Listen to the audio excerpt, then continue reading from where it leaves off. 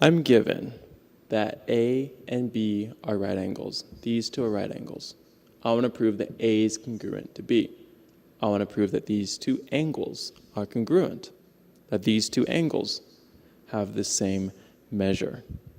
So I'm given the whole proof down here, and your job is to pick the reasons for each statement on the right. So, first step, A and B are right angles. How did I know that's true? Well, I was given it up here. So, I'm not going to give you the answers. I'm going to give you hints for each step.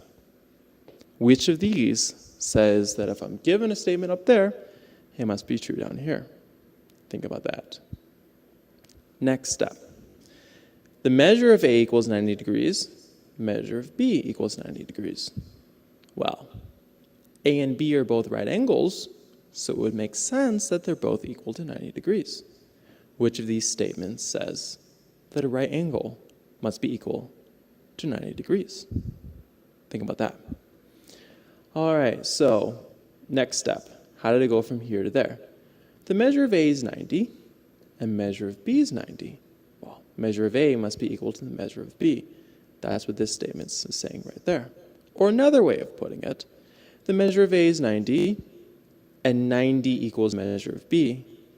A equals 90, 90 equals B. Then A equals B.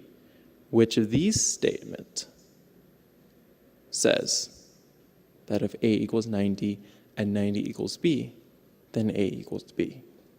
Think about that. Finally, if the measure of A equals the measure of B, then A is congruent to B. Which of these says that if two angles have the same measure, they must be congruent? So I've given you hints for each step. Now it's your job to pick the right answers.